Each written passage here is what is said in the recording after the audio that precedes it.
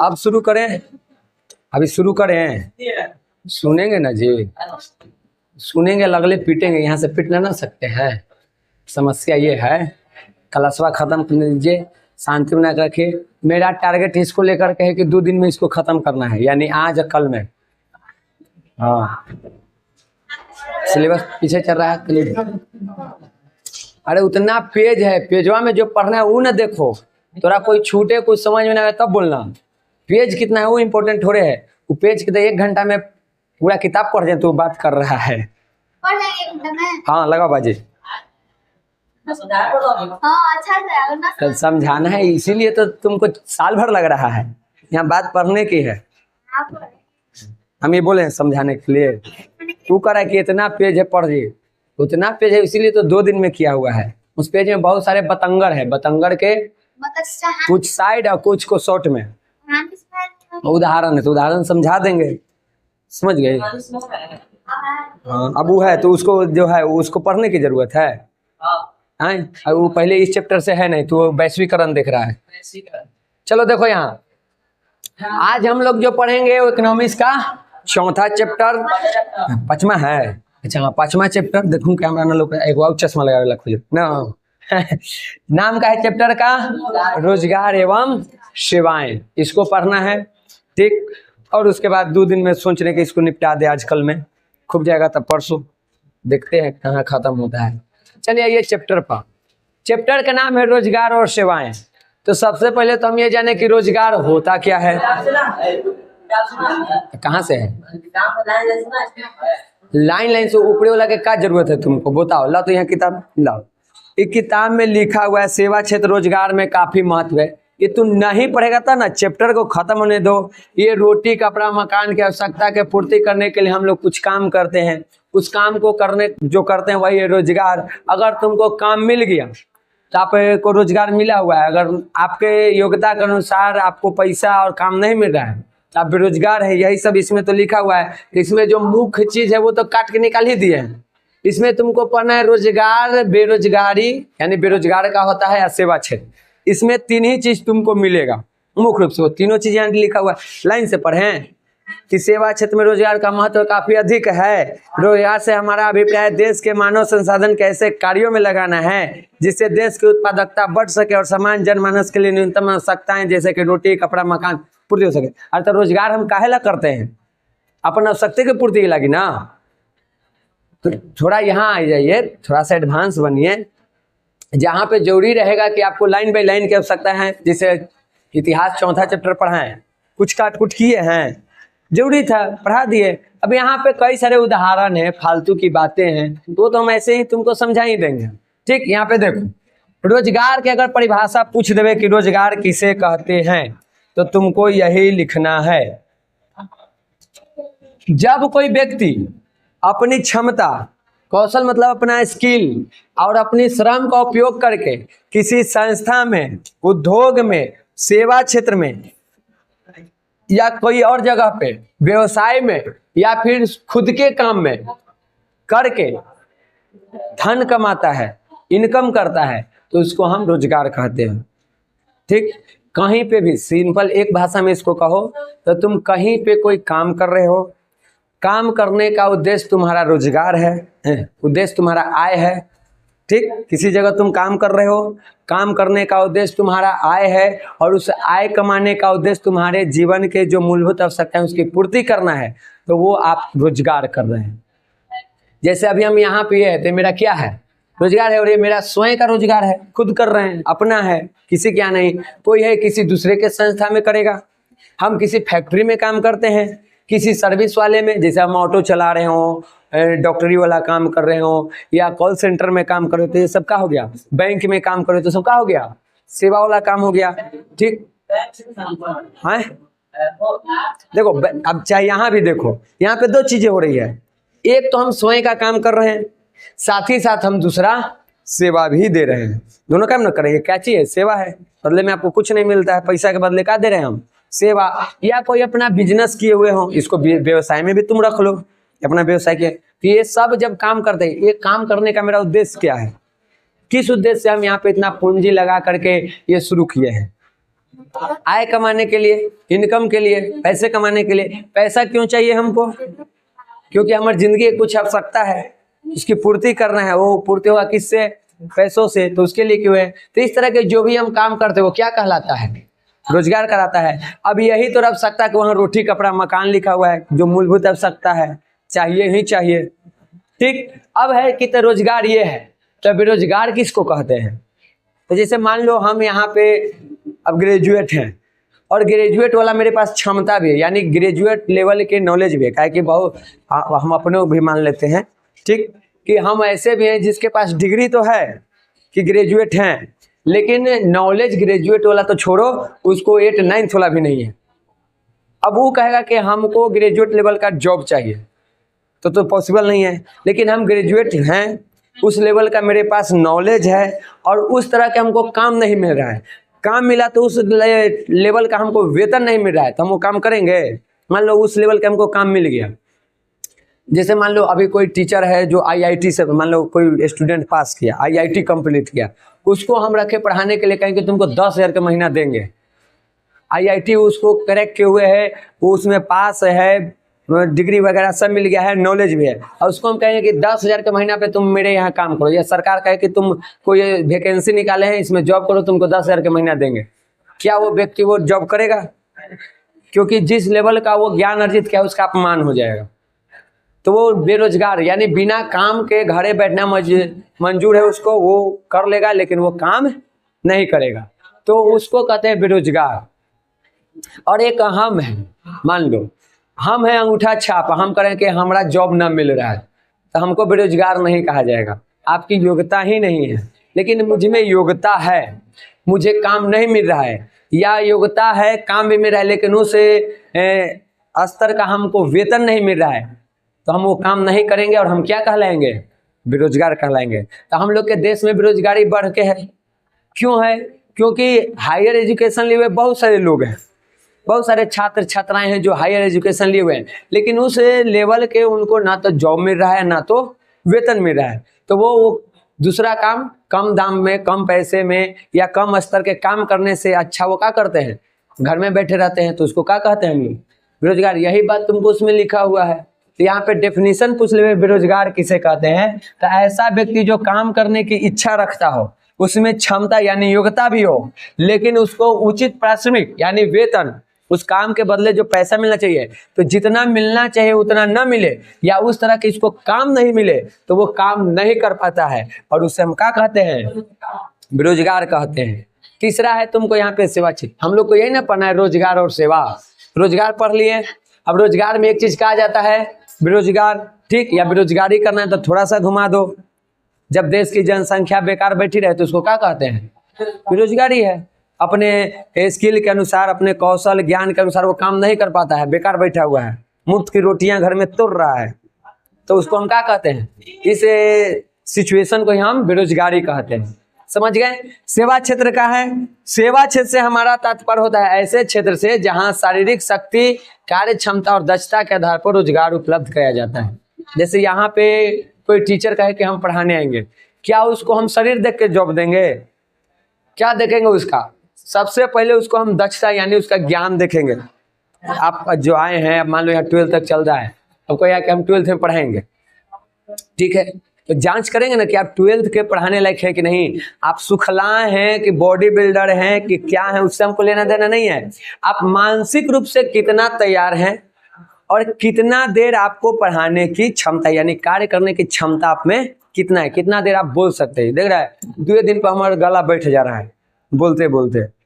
कल तो सांझ के तो शाम में तो आवाज़ें नहीं निकल रहा था, एकदम डाउन। तो ये क्षमता होनी चाहिए। अब मेरा क्षमता से बाहर है तो आवाज़ क्या हो जा रहा है?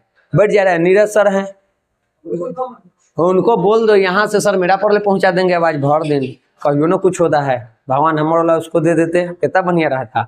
ठीक, तो अगर वो उस आधार पे आपको काम मिल रहा है, रोजगार मिल रहा है, तो वो किस में मिलता है? सेवा क्षेत्र में। जैसे एजुकेशन में हो गया, बैंकिंग में हो गया, कॉल सेंटर में हो गया, ये सब क्या चीज है? सेवा क्षेत्र के काम है। ठीक, आप बाकी के भी कई सारे उदाहरण ले सकते हैं जिसमें हम लोग इस तरह के काम करते हैं। जैसे हम आप सरकारी डॉक्टर बने, उसमें हम क्या कर रहे हैं? सेवा ही दे रहे हैं, तो उस लेवल की हमको क्षमता रहेगी तब तो सरकार हमको उस रूप में रोजगार देगा। तो ये सब सेवा क्षेत्र में आ जाते हैं, समझ गया। अब है यहाँ पे कि कहा जाता है कि रोजगार और सेवा एक दूसरे के पूरक है। तुम अपना बुक देखो, तुमको लग रहा है कि हल्का लिखा हुआ है, रोजगार और सेवाएं एक दूसरे के पूरक हैं। जब रोजगार की वृद्धि होती है तो सेवा क्षेत्र का विस्तार होता है, या ये कहो कि जब सेवा क्षेत्र का विस्तार होता है तो रोजगार के। इसको एक उदाहरण से समझो।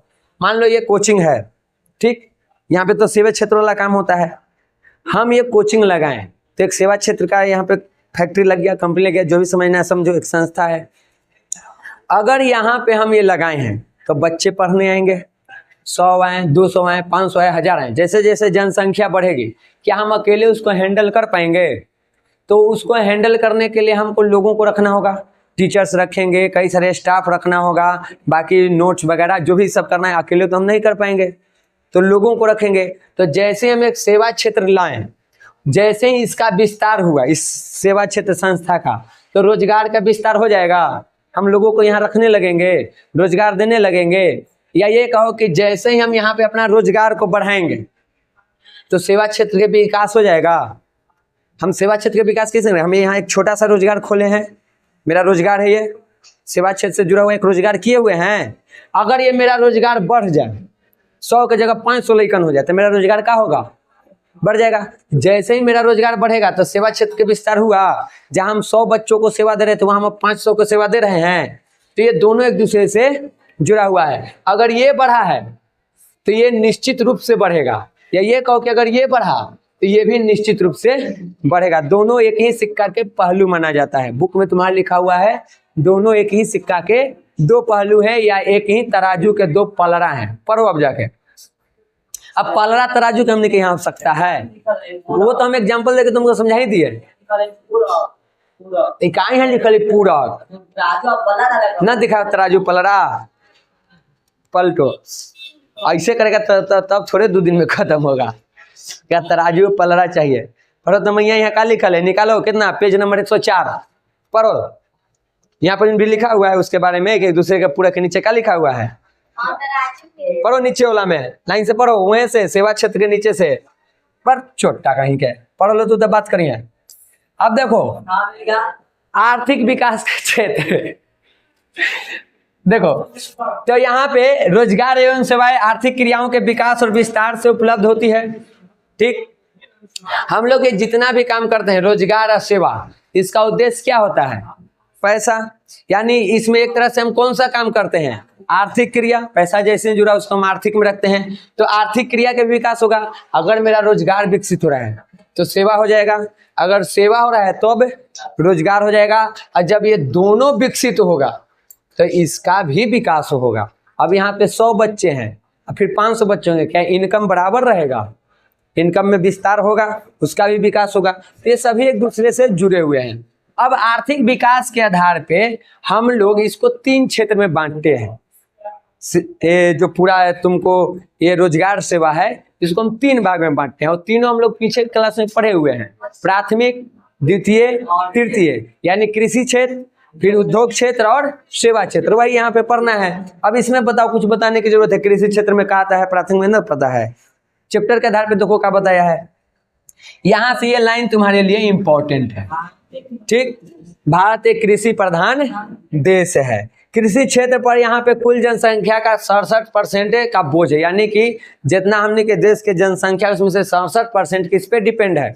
कृषि पर, पूरे भारत में। हम लोग के बिहार में आएगा तो यहाँ पे बुक में तुमको 80% तक मिल जाएगा। भारत में कहें तो 67% है। ठीक, आए अगर यही से सब कुछ पूर्ति होता तो हम लोगों का जीवन स्तर उच्च नहीं होता। जीवन यापन हो जा रहा है, ठीक, जीविका चल जा रहा है, उच्च स्तर के थोड़े है। सबके घर में एसी एकदम कुछ डिफेंडर थोड़े लगा हुआ है। जीविका चल रहा है, यही आधार है, बाकी दूसरा कोई रोजगार नहीं है। तो कुछ इसमें डायरेक्ट और कुछ इसमें इनडायरेक्ट जुड़े हुए हैं। अब हमनी के देश के जनसंख्या भी अति करके बढ़ा रहे हैं, और इससे बढ़ने से क्या हुआ है कि यहाँ पे रोजगार के अवसर भी छीन जाता है, क्योंकि जनसंख्या ज्यादा हो जा रहा है, काम कम हो रहा है। अब कृषि जैसे जैसे जनसंख्या बढ़ेगा, हम लोग मुख्य रूप से कहाँ डिपेंड है? कृषि पर। तो जनसंख्या बढ़ेगा तो भूमि तो छोटा होगा, तो छोटे भूमि पर हम तो खुद ही कर लेंगे, हम दूसरा को क्यों रखें, हमको ही कम पड़ रहा है। आजकल देखो तो बहुत कम लोग बचे हैं जिनके पास 10 बीघा 20 बीघा जमीन है। 1 2 4 5 6 10 के नीचे में खत्म, किसी के पास वो भी नहीं है। तो कहाँ से हम किसी को रोजगार देंगे। तो जनसंख्या बढ़ने से जो इसमें रोजगार मिलता है कृषि में, वो भी क्या हो जाता है, छिन्न हो जाता है। और कृषि में एक नया आ जाता है, ये 9th में भी तुम लोग को बताए हैं और 10th में भी तुम्हारे लिए MBBI है, 9th में भी बोले थे, छिपी बेरोजगारी। जैसे मान लो हमारे घर 1 बीघा जमीन है, तो हम अकेले चाहें तो उसमें खेती कर सकते हैं 1 बीघे का, लेकिन हमू लगल रहेंगे, हम पापो मम्मी भाई बहन बाल बच्चा मेहरारू भौजाई भतीजा सब उहे में लगे हुए हैं। क्या उतने लोगों की आवश्यकता है? जो खेत मेरा भी है वो अकेले पापा करवा ले रहे हैं। लेकिन आज से 2-3 साल पहले जब हम यहाँ मतलब कोचिंग नहीं खोले थे, भैया के जॉब नहीं था, तब भैया हम पापा तीनों उसी में काम करते थे। लोग को तो लगता था गांव के कि बड़ा कमाई थी तीनों बापू थी मिल के, लेकिन वहाँ क्या था, छिपी बेरोजगारी, जरूरत नहीं थी। लेकिन कहने का मतलब है पापा के कि हम कमा तो लोग घरे बैठवा चलो, तो हम जाएंगे तो कहें कि हम जब हुआ वो बड़का बैठे रहता था लिया चलो उनको, चाहे बड़े भैया जाएंगे तो कहें कि होकरा बैठे ले उलार साहब को लिया चलो। दोनों की आवश्यकता नहीं है लेकिन दोनों जाते थे। और लोगों को लग रहा है कि रोजगार काम कर रहा है, तो वहाँ पे कैसी बेरोजगारी है, देखने में तो लग रहा है कि रोजगार है लेकिन असल में वहाँ रोजगार नहीं है, तो उसको हम क्या कहते हैं, छिपी बेरोजगारी। इसमें कोई डाउट? तो कृषि क्षेत्र में ही हम लोग को क्या मिल जाता है, छिपी बेरोजगारी। इसके अलावा अन्य तरह के भी बेरोजगारी हो रहा है। जनसंख्या वृद्धि के कारण हमने के जमीन जो है वो बढ़ने के, अब जो जमीन बड़ा था जनसंख्या बढ़ा तो क्या हो गया, छोटा हो गया, तो खेती हम लोग सही से उस पर नहीं कर पा रहे हैं। छोटे छोटे भूमि पर खेती करना भी मुश्किल होता है और उत्पादन भी कम होता है और जनसंख्या के भार ज्यादा हो गया है, ठीक। और इस कारण से उत्पादन की मात्रा कम रहा है। जैसे उत्पादन घटा, हमने का मुख्य स्रोत आय के वही है, तो उत्पादन घटा तो आय भी घट जाएगा, आय घटा तो आपका जो बचत होना चाहिए वो भी घट गया।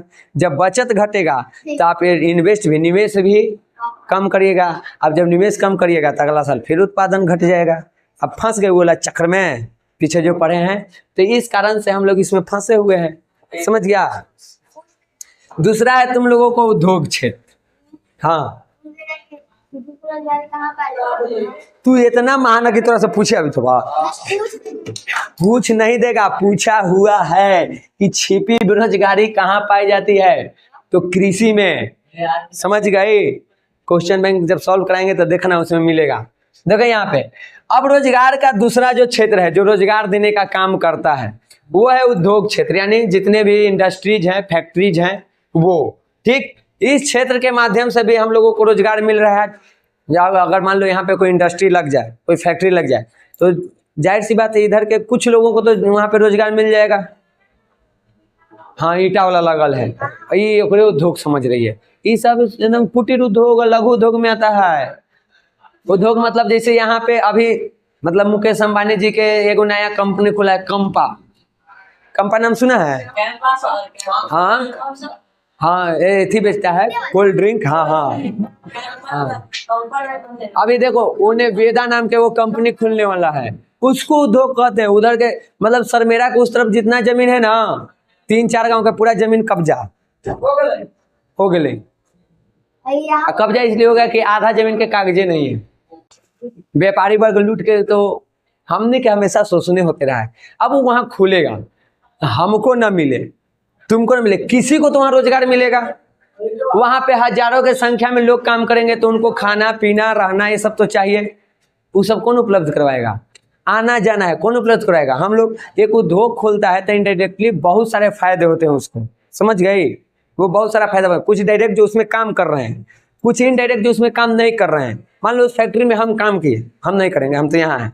मान लो तुम में से किसी के पापा में काम करेंगे, या कोई यहाँ बच्चा नहीं आ रहा है पढ़ने, उसके पापा के पैसे के चक्कर में वो में काम मिल गया, गार्ड कहीं काम मिल गया कि गार्ड के रूप में पढ़े लिखे नहीं चले गार्डिंग कीजिए, गार्डिंग किए उनको, या झाड़ू पोछा किए, इनकम बढ़ गया उनका। इनकम बढ़ेगा तो जो बच्चा को पैसे के किल्लत के कारण घर में बैठे हुए हैं, क्या घर में बैठेंगे? किसी स्कूल में किसी कोचिंग में भेजेंगे, ट्यूशन पकड़ाएंगे, तो उनको तो वहाँ डायरेक्ट रोजगार मिला, हमको उससे इनडायरेक्ट मिल गया।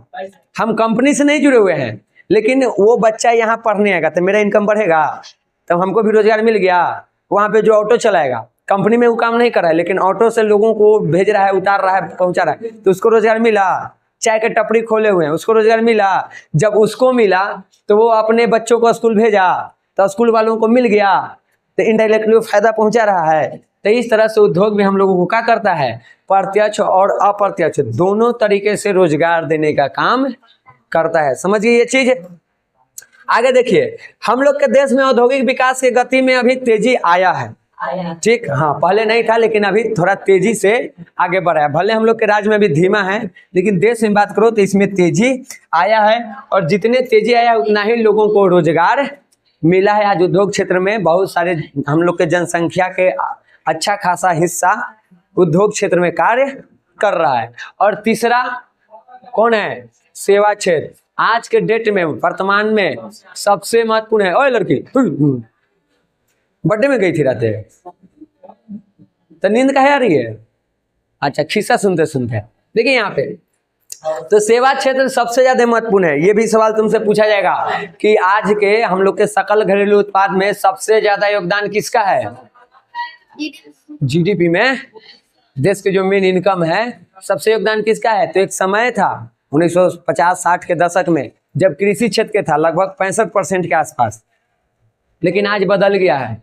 आज 55% से ज्यादा, यानी रेशियो हमारे पास जो डेटा है वो पुराना वाला है, उससे भी अधिक है योगदान किसका है? सेवा क्षेत्र के। और हम लोग का कृषि 18 के आसपास आ गया है, यानी 100 रुपया में 55 रुपया सेवा क्षेत्र से सरकार को मिलता है, 18 रुपया कृषि से, जो बचा वो द्वितीय क्षेत्र यानी उद्योग से।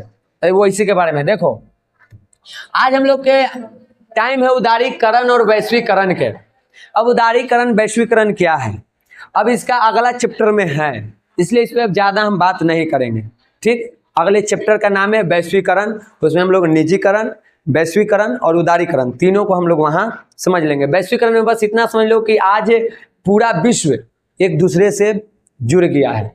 आज तुम यहाँ बैठे बैठे दुनिया के किसी भी देश के किसी भी गांव के घर से कोई सामान खरीद सकती हो, बेच सकती हो। अमेज़न, फ्लिपकार्ट, मान लो हम यहाँ पे हैं, हम किसी वस्तु का उत्पादन कर रहे हैं, तो हम उत्पादन किए, अपना अमेज़न पर अपना एक दुकान जो खुलने का प्रोसेस है वो कर लिए, वहाँ पे अपना सामान के सब डिटेल वगैरह डाल दिए, फोटो वोटो डाल दिए। हम कहाँ हैं? भारत के एक छोटे से गांव के एक घर में, छोटे से घर में, घरों कोई हमारा बड़का हाई फाई ना है, एकदम मार्बल टाइप वाला छोटा सा घर है। ठीक, वो दादा दादी के बनावल है, हमने से बनो एगो घरों नहीं बन रहा है। उस घर में बैठ के हम वो सामान अपलोड किए। कोई मान लो किसी दूसरे देश में, दुनिया के कोई एगो देश के नाम ले लो, अपने मन में जो सोचना है, उसी देश में, जैसे बोले फ्रांस के एक देश में एक गांव होगा, वहां भी कोई एक व्यक्ति होगा, वो उस वस्तु को देखा, उसको वो पसंद आया, वो ऑर्डर करेगा। हम यहाँ से अमेज़न को देंगे, अमेज़न उसको फ्लाइट से या जहाज से जैसे हो फ्रांस भेजेगा, और फ्रांस से फिर उसको उस व्यक्ति के घर पहुंचा देगा। हो गया आपसी व्यापार इनडायरेक्टली। तो वैश्वीकरण का एक फायदा ये हुआ है कि पूरे विश्व को जोड़ दिया है। कहा जाता है कि आज ये वैश्विक गांव बन गया है, हम कहीं भी बैठ के कोई भी कार्य कर सकते हैं। आज हम किसी भी देश के गांव के भी घटना को हम बैठे बैठे देख सकते हैं। सब सफल हो पाया है वैश्वीकरण के कारण। और वैश्वीकरण इसीलिए आया क्योंकि हम लोगों ने उदारीकरण की नीति अपनाया, यानी दूसरे कंपनी को, दूसरे देश के लोगों को अपने देश में आने की अनुमति दिया, यहाँ पे सामान बेचने की अनुमति दी। नहीं अनुमति रहता, फ्रांस वाला कहता है कि बाहर से हम सामान कोई नहीं लाएंगे, तो चल जाएगा उसके पास है, तो वो जब किया जाता है तो उसको हम उदारीकरण कहते हैं। ठीक, प्रतिबंध हटा लेते हैं अपने देश पर से कि आइए बेचिए, तो उसको हम उदारीकरण कहते हैं। और निजीकरण में प्राइवेट कंपनी सब आ जाता है, तो अगले चैप्टर में हम लोग पढ़ेंगे। ठीक, तो यहाँ पे इसके कारण सेवा क्षेत्र में बहुत प्रगति हुआ है। ठीक, अगर ये चीज नहीं होता था, सोचो ये सब जो हम लोग को ये जो टेक्नोलॉजी इतना डेवलप हुआ है, क्या वो होता तो शायद धीरे धीरे होता, इतना विकसित तो हम लोग नहीं होते, या बाकी के भी देश जो रहा है एक दूसरे के योगदान से। समझ गए? सेवा क्षेत्र में रोजगार का एक व्यापक क्षेत्र है, यहाँ पे बहुत ज्यादा रोजगार मिलता है, काम भी आराम है, मानसिक आपको वहाँ पे शक्ति देखा जाता है, शारीरिक नहीं। काम कीजिए और वेतन भी आपको अच्छा मिलता है, तो लोग इसमें ज्यादा जुड़ रहे हैं। आज के जनसंख्या का देखो तो ज्यादातर लोग सेवा क्षेत्र में भाग रहे हैं। उद्योग और प्राथमिक तो एकदम नॉट इंटरेस्टेड।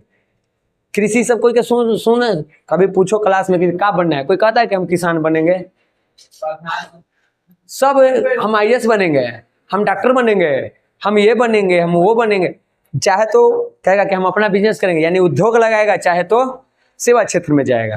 ठीक, तो 2006-07 के डेटा के अनुसार देखो तो हमारा जो GDP है उसमें सेवा क्षेत्र का योगदान इतना हो गया है, कृषि का योगदान तुमको इतने है, और ये रह गया तुमको उद्योग में, यानी कृषि में 18.5%, उद्योग में 26.4%, और यहाँ पे 55.1% सेवा क्षेत्र में। यानी सबसे ज्यादा कौन? सेवा क्षेत्र। डेटा कब का है?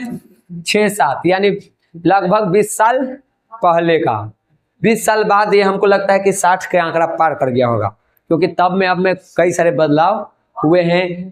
तब 4G 5G के जमाना नहीं था, आज है। ठीक, तो नया डेटा में और आगे चला जाएगा, 60-70 के आसपास, कम से कम 60 तो जाएगा। आगे देखिए सेवा क्षेत्र की भूमिका क्या है, क्या होता है इसकी भूमिका। आज के टाइम में जिस देश में सेवा क्षेत्र सबसे ज्यादा आगे है, यानी जितना सेवा क्षेत्र का विकास होगा वो देश उतना ही विकसित होगा। अगर अमेरिका, स्विट्जरलैंड या तुमको इंग्लैंड, जो भी देश सोचना है, फ्रांस, ब्रिटेन, जो समझो, जो विकसित देश है, जापान है, क्यों विकसित है? वहां पे सेवा क्षेत्र विकसित है। हमारा बिहार क्यों पीछे है? क्योंकि यहाँ पे सेवा क्षेत्र का विकास नहीं हुआ है। तो किसी देश को विकसित, अर्ध विकसित या एकदम अविकसित में, इसके आधार पे भी हम रख सकते हैं। जहाँ का सेवा क्षेत्र विकसित वो देश विकसित, जहाँ कम वो अर्ध विकसित, जहाँ एकदम नहीं वो अविकसित हो सकता है। ठीक, जापान के पास कोई संसाधन नहीं है प्राकृतिक, फिर भी वो विकसित है क्योंकि टेक्नोलॉजी के मामले में बहुत आगे है। ठीक, तो वो सब चीज दे रहा है उद्योग में, और कहो कि सेवा क्षेत्र में आगे है। तो कहा जाता है कि विश्व के विकसित देशों की तुलना में अर्ध विकसित और विकासशील देशों में गरीब और बेरोजगार की संख्या ज्यादा है, क्योंकि यहाँ पे सेवा क्षेत्र है ही नहीं, तो रोजगार आपको मिलेगा ही नहीं, तो बेरोजगार ज्यादा रहिएगा। जो विकसित है वहां पे बेरोजगार लोग नहीं रहता है, इसलिए उन लोगों का जीवन उच्चतर होता है। देखो यहाँ तक कहा जाता है कि विश्व के संख्या के 2/3 भाग गरीबी में है, यानी 100 में से 66 व्यक्ति का है, गरीब है। ठीक, तो इतना गरीब से और विपन्नता से, यानी गरीबी से ग्रस्त है। अर्ध विकसित और विकासशील देशों में जनसंख्या बहुत ज्यादा होता है, क्योंकि यहाँ पे लोग वैसे भी पढ़े लिखे कम होते हैं, चीजों की समझ कम होती है, वो शॉर्टकट तरीका अपना लगाते रहते हैं और जनसंख्या में वृद्धि हो जाती है। पढ़े लिखे लोग होते हैं तो थोड़ा अलग सोचते हैं, वो आगे पीछे सब सोचते हैं, उनको पता होता है नुकसान फायदा, ये सब सोच के कार्य करते हैं, तो जनसंख्या कंट्रोल में रहता है। हम लोग के बिहार में जनसंख्या वृद्धि का एक कारण ये भी है कि हम लोग अशिक्षित हैं। जनसंख्या बढ़ने से, ज्यादा होने से हमको क्या नुकसान होगा हमको पता नहीं है। हम सोचते हैं जनसंख्या बढ़ेगा तो मेरे घर का इनकम बढ़ेगा। ठीक, तो इस कारण से यहाँ पे जनसंख्या ज्यादा होता है, और जब जनसंख्या ज्यादा होगा तो उत्पादन तो उतना ही हो रहा है, चाहे तो उत्पादन क्या हो जाएगा? घट जाएगा। तो आपको सही से साधन उपलब्ध नहीं हो पाएगा, साधन नहीं उपलब्ध होगा तो उत्पादन नहीं होगा, उत्पादन ये सब नहीं होगा तो रोजगार नहीं मिलेगा, रोजगार नहीं है तब बेरोजगार हो गए। क्लियर इतना दूर? तो क्लियर हुआ जी? ठीक, हमारा भी उत्पादन हो ही नहीं रहा है। मान लो यहाँ 100 बच्चा है, 100 में से बच्चा हो जाए 30 गो, तो जो लोग यहाँ ड्यूटी पर रहेंगे हाथ जोड़ जाएंगे कि सर माफ कीजिए अब क्षमता नहीं है, लेकिन उत्पादन में वृद्धि हो जाए तो जो है सो तो है, 10 और आ जाएंगे। तो पूरा डिपेंड करता है इस पे, वो डिपेंड करता है जनसंख्या पे। अब जनसंख्या यहाँ पे हमारे बढ़ेगा तो फायदा है, लेकिन देश में बढ़ेगा तो नुकसान है। हाँ, जनसंख्या ये फिर सवाल कर, एक बार ना पूछा है कि जनसंख्या इतना है तक है ना विकसित होता है, जनसंख्या से विकसित होता है जी। जनसंख्या ये तो हम अपना कोचिंग के लिए बोल रहे हैं गधा, अभी ना बोले कोचिंग के लिए फायदेमंद है, लेकिन देश के लिए नुकसान है जनसंख्या बढ़ना। ठीक, हाँ हाँ, अगर हम जितना जनसंख्या हैं, अगर ये लोग सेवा क्षेत्र में क्यों, हम लोग अगर कुशल हो जाए, यानी स्किल वाला हो जाए, हम लोग का नॉलेज हाई लेवल के हो जाए, उद्योग वगैरह जो भी में सेवा क्षेत्र में आ जाए, पढ़े लिखे हो जाए, मेन उसका हथियार है आपको पढ़ना पड़ेगा। हाँ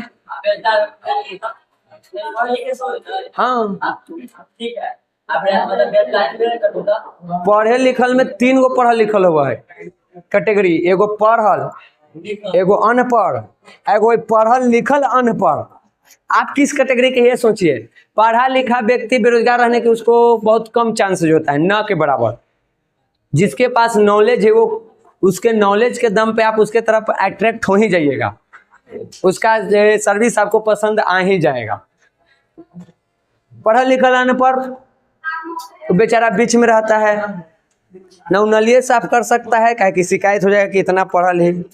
हाई लेवल के कामों का से होगा नहीं, क्या कि नॉलेज नहीं है, आपके पास डिग्री है, मेन यही पिसाता है। समझ गए। बाकी कई सारे कारण होते हैं बेरोजगारी के, यहाँ पे बेरोजगारी के कारण थोड़े पढ़ रहे हैं, हम तो कुछ कुछ उसके डिटेल ले रहे हैं, उसका अलग चीज है। अगर हम लोग सेवा क्षेत्र के विकास करेंगे तो काम की जरूरत पड़ेगा, तो लोगों को काम में लगाया जाएगा, तो उनको रोजगार मिलेगा, तो उनका वृद्धि होगा, आएगा। तो सेवा क्षेत्र ये काम करता है, ये इसकी भूमिका है। और भूमिका जानना है तो देखिए, अगर सेवा क्षेत्र में विकास करना है तो उसके लिए मनुष्य को शिक्षित होना पड़ेगा, क्योंकि सेवा क्षेत्र में शायद ही कोई ऐसा सेवा है जिसमें शिक्षा की आवश्यकता नहीं है। आप कोई भी सेवा क्षेत्र सोचिए, डॉक्टर बनना है, इंजीनियर बनना है, आईएएस बनना है, टीचर बनना है, कि तुमको कि कॉल सेंटर में जाना है, मतलब जो इंटरनेट से जुड़ा चीज है वो भी सेवा क्षेत्र में है। नहीं, उसमें सेवा नहीं, वो उद्योग में आ जाएगा। आप जूता बनाए, जूता दिए, पैसा लिए, तो खाना बनाना भी ऐसे ही हो जाता है। जाओ तो बड़का होटल में कहना कि हम खाना बनाएंगे, बनाने दीजिए, हाँ, उसका कोर्स होता है, आपको पढ़ाई करनी होगी या प्लस में प्रैक्टिस। समझ गए। कितना कौन सा मतलब ऐसा पर कई सारे फिल्म भी बना है, खास करके साउथ में, देखना है सब, वो भी आपको शिक्षा लेना होगा। समझे, ये बात है। तो अगर सेवा क्षेत्र को विकसित करना है तो सबसे पहले देश के जनसंख्या को शिक्षित कीजिए। शिक्षित होगा तो वो थोड़ा सा अलग सोचेगा। हम लोग देश के पूंजी है, मानव पूंजी, तो जितने मजबूत ये पूंजी बनेगा, जितने शिक्षित बनेगा, उतने ज्यादा विकास होने की संभावना है, उतना ही आर्थिक विकास तेज गति से होगा। ठीक।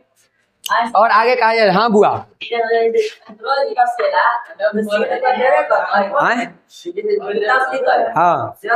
हाँ, अच्छा जूता बनाएगा नहीं सिएगा। अरे देखो यहाँ, देखो जब हम लोग शिक्षित होते हैं तब हम लोग ये छोटे छोटे सपनों से उठ के बड़े बड़े सपने देखते हैं, हीन भावना से उच्च भावना में आते हैं। हम गांव में 2-4 रुपया, 2-4 कट्ठा जमीन बेईमानी करने के जगह, मतलब एक तरह से कहो कि तालाब के राजा बनने के जगह हम लोग समुद्र के राजा बनने की सोचते हैं।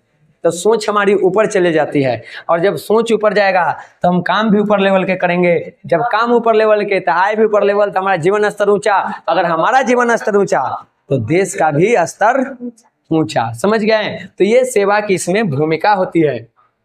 और भूमिका प्रभाव, ये कहना गलत नहीं है कि विश्व में सबसे विकसित देश जैसे कि अमेरिका हो गया, इंग्लैंड हो गया, वहां पे सेवा क्षेत्र के विस्तार हुआ है, और उस सेवा क्षेत्र में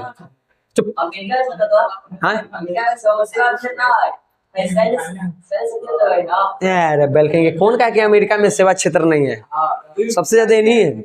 हाँ, ये वो मोटे है, माइक्रोसॉफ्ट के कर है, बताओ गूगल के कर है, मोटे। छोड़ ना, ये बाकी के हटा दे, तू ये दूगो बताओ, तू माइक्रोसॉफ्ट के अपन लैपटॉप में से निकाल दे, अब कर काम कर। तू गूगल हटा दे, आज के गूगल यूज मत कर, निकाल जानकारी कर रहा है। दुए को तरह पर भारी है। खैर ये चर्चा चल रही है कि ट्रम्प चचा जो हैं थोड़ा सा गुस्साए हुए हैं हमनी पर। हम अभी तक के राजनीतिक इतिहास पर हैं, अमेरिका के साथ का रिश्ता शुरू से निमन नहीं रहा। कुछ दिन के लिए हो सकता है, क्या कि दोनों की विचारधारा बिल्कुल विपरीत है। ठीक, तो कुछ समय के लिए होता है, फिर गड़बड़ा जाता है। अभी गड़बड़ चल रहा है, तो वो कहे ट्रम्प जी की जितना भी भारतीय है नौकरी कराने सबके निकालो। अरे बैला, हमने निकाल देंगे, तू करेगा वहां कुछ करेगा, तू कुछ फिर चलाएगा तो कौन? अभी गूगल के जो सीईओ है कौन है, कहाँ के है? तो जब वहां के सीईओ है, उतना रुपया कमा ले, वो अपना गूगल नहीं बना सकता है।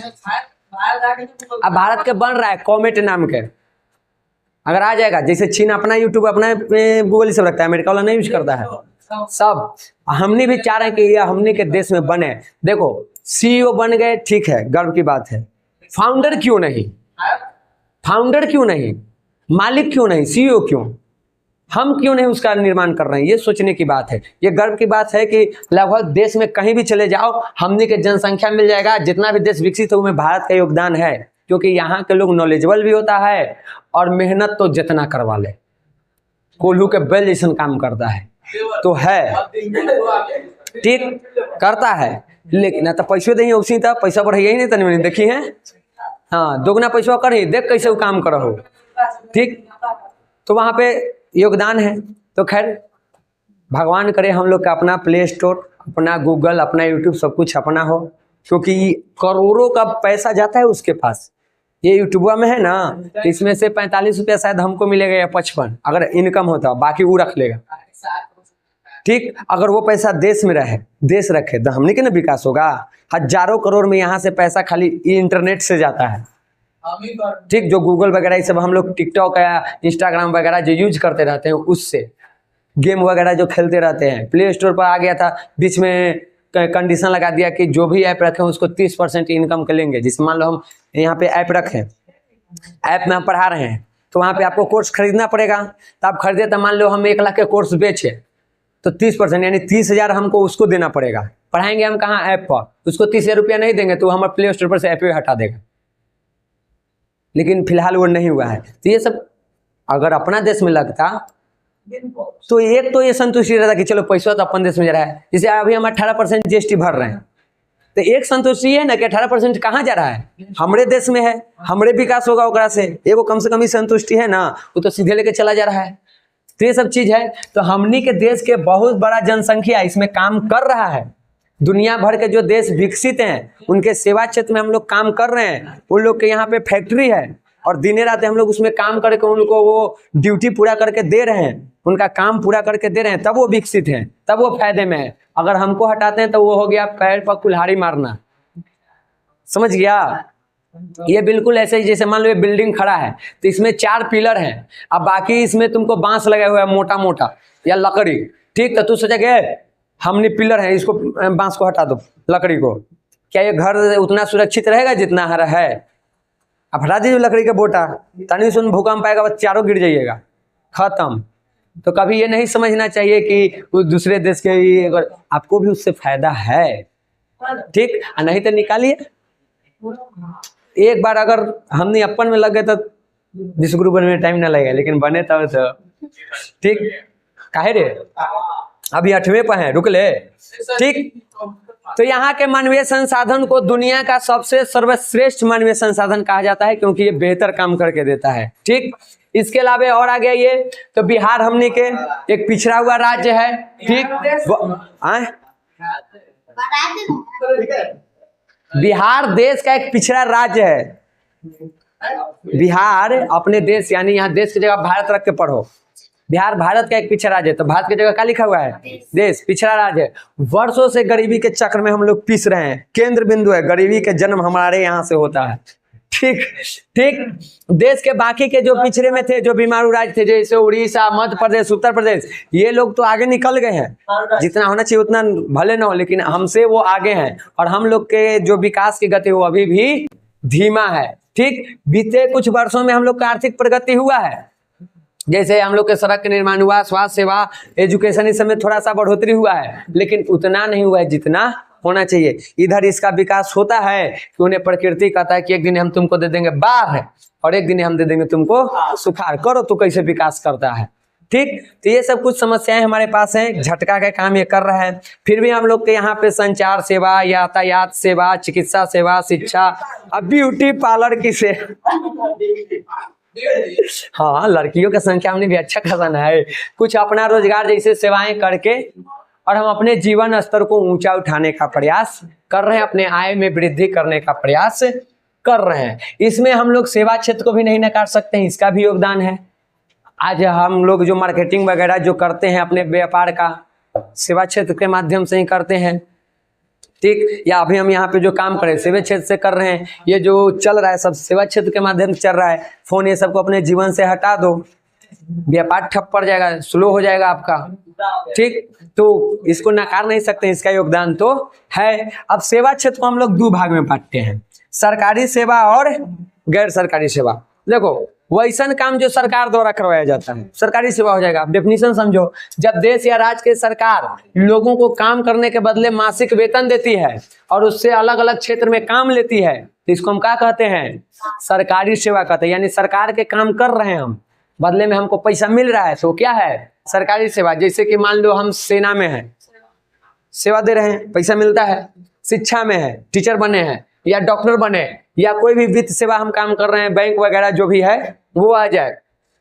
अभियंत्रण से या बैंकिंग सेवा, ये सब जो भी है। अब अभियंत्रण पर हमारे से मत पूछे, अभी हमें देखे पड़ेगा, लगी चल के पूछते ही अब से हमारा ध्यान डाल के हम देखे, खैर उसको बाद में देखें। अभियंत्रण के अंग्रेजी अगर आ जाए तो पता चल जाएगा क्या है, फिलहाल कल देख लेते हैं। गूगलवा वहां ना हरे। आगे देखिए, गैर सरकारी, इसमें 2-3 तरह के काम होते हैं। मान लो सरकार के कोई योजना है, वो खुद न करवा के किसी कंपनी से करवा रहा है, तो भी क्या हो जाएगा? गैर सरकारी। ठीक, या हम अपना कोई रोजगार कर रहे हैं तो वो भी क्या हो गया? गैर सरकारी। देखो लिखा हुआ है, जब सरकार अपने द्वारा संचालित विभिन्न कार्यक्रम को गैर सरकारी संस्थाओं के सहयोग से लोगों तक पहुंचाती है, या हम लोग स्वयं अपना प्रयास से कोई सेवा को बढ़ाने का काम करते हैं, सेवा देते हैं, तो इस तरह के सेवा को हम क्या कहते हैं? गैर सरकारी। जैसे कि बैंकिंग सेवा, दूरसंचार सेवा, यातायात, स्वास्थ्य सेवा, स्वरोजगार। अब देखो, हाँ हमरा पता है। देखो कुछ ऐसे सेवा है जो दोनों में आता है। क्या विद्यालय सिर्फ सरकारी है, प्राइवेट नहीं है? तो विद्यालय को या शिक्षा को हम कहाँ रखेंगे? दोनों में। वो सरकारी में भी होता है और गैर सरकारी में भी होता है। बैंकिंग सरकारी भी है और प्राइवेट भी है, तो दोनों में हो जाएगा। वित्त मतलब है बैंकिंग वाला काम। हाँ बैंक वाला, हाँ बैंक प्राइवेट भी होता है और सरकारी भी होता है। हाँ समझ गए। हाँ अब जैसे सरकार सहारा पढ़े, कोची था प्राइवेट था, ऐसा कई गो है, कोटक है, महिंद्रा, कोटक महिंद्रा, या पेटीएम बैंक है, ये सब बजाज फाइनेंस, ये सब। बजाज फाइनेंस तो बैंक के काम ना कर रहा है। कई सारे ऐसे बैंक हैं, ISIS बैंक ऐसे करके है। तो कितने सारे बैंक है जो प्राइवेट है, तो दोनों में आ जाएगा। अब इसमें आता है जैसे पुलिस सरकारी ही है, सेना सरकारी है, वो प्राइवेट नहीं होता है। आप बात करेगा ठीक है यातायात के, तो सरकारी बस भी चलती है और प्राइवेट भी, तो दोनों है। अब जब सवाल आएगा ऑब्जेक्टिव में, क्योंकि ये सब पूछता है, तो 4 ऑप्शन देखिए, ऑप्शन के अनुसार सोचिए कि कौन छटाएगा। मान लो इसमें 3 ऐसा दे दिया जो एकदम सरकारी होता है, और नीचे शिक्षा लिख ले, कहेगा इनमें से कौन गैर सरकारी सेवा है, तो 3 वो तो एकदम फिक्स है कि सरकारी है, तो वहां कौन टिक करेंगे? शिक्षा कहीं करना पड़ेगा, क्या कि 3 को तो एकदम फिक्स है, ये दोनों में रहता है, इसलिए ये सही हो जाएगा। समझ गई? तो ऑप्शन के अनुसार ये क्लियर हुआ। उसके बाद है सेवा क्षेत्र का महत्व और रोजगार के बढ़ावे में एकर भूमिका। सेवा और रोजगार एक दूसरे के पूरक ही तो हम पढ़ लिए हैं। इसके बारे में बता दें कि एक ही तराजू के 2 पलड़ा है, या एक ही सिक्के के 2 पहलू हैं। कैसे वो भी बता दिए आप लोगों को हम। पहलू मतलब चीता पॉट।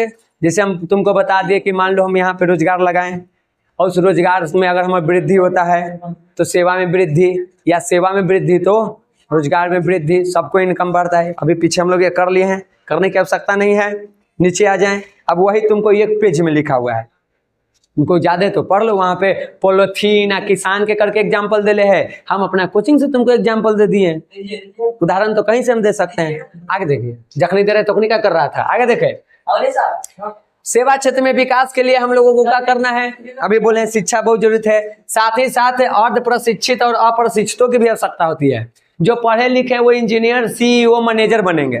जो कम पढ़े लिखे हैं उनसे वो उसके स्टाफ के रूप में काम करेंगे। जो एकदम अनपढ़ है वो झाड़ू पोछा लगाइए, चाय पिलाइए, उसमें एजुकेशन की क्या आवश्यकता है?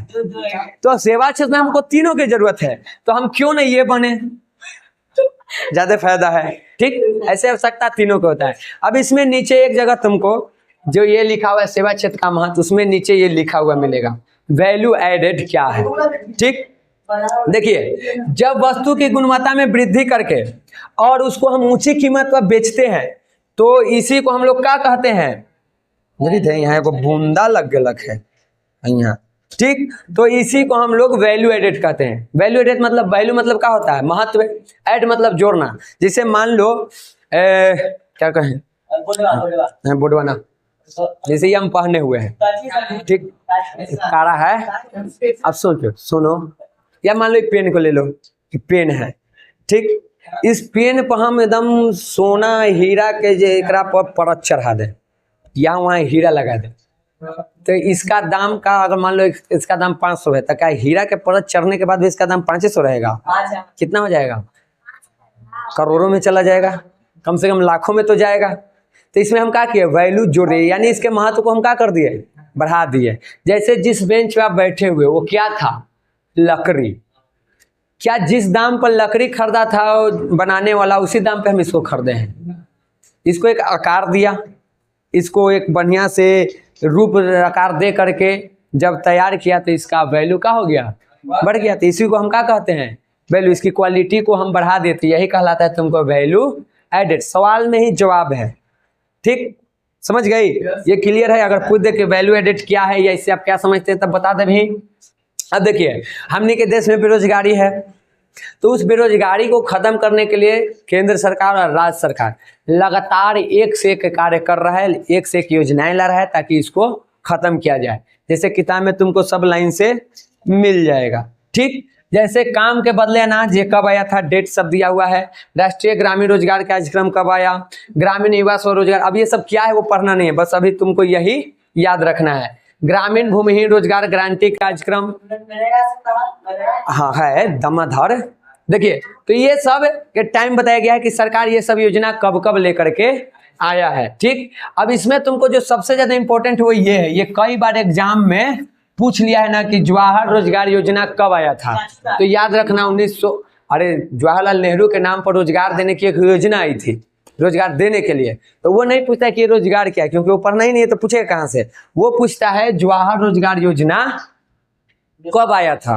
तो ये याद रखिएगा, एकदम MVVI है आपके लिए, ठीक। सहायता समूह कल हम लोग पढ़वे किए हैं पिछले चैप्टर में, सहायता समूह के बारे में ना पढ़ ले रहा है, जाए खत्म कर। नरेगा पढ़वे किए हैं, 100 दिन के काम देने का, जब कोई रोजगार ना हो गांव के लोगों तो 100 दिन नजदीक आहार ये सब को उड़ाही कर दो, ठीक, वो वाला काम कर लेते हैं। कहा जाता है कि गांव में रोजगार उपलब्ध कराने में नरेगा विश्व में सबसे आगे है, ठीक। ये विश्व में सबसे बड़ी योजना है जो गांव के लोगों को रोजगार देती है। लेकिन दुख की बात ये है कि इसमें भी बिचौलिए हैं और उनके वजह से ये लोगों तक पहुंच नहीं पाता है। जो काम लोगों से करवाना है वो मशीनों से करवाया जा रहा है। हम लोग के जो नदी आहर के उड़ाही होता है, मजदूर करता है जी, JCB से कोड़ देता है, आधा कोड़ के ऊपर रख देता है, तो कोड़ा 2 फीट और फिर रख दिया उस पर 2 फीट, हो गया वो 4 फीट, ले कर दिया 4 फीट करना था। तो बिचौलियों के कारण, गलत तरीके से करवाने के कारण ये रोजगार लोगों तक नहीं पहुंच पा रहा है, नहीं तो इससे अच्छा खासा लोगों को रोजगार मिल जाता है। तो आज के क्लास में आप लोगों को इतना ही था। आप लोगों ने धैर्य से मेरी क्लास को अटेंड किया, इसके लिए आपके लिए धन्यवाद। कल हम लोग अगले क्लास में मिलते हैं। अभी छुट्टी आप लोगों की नहीं हुई, 5 मिनट और टाइम दीजिए।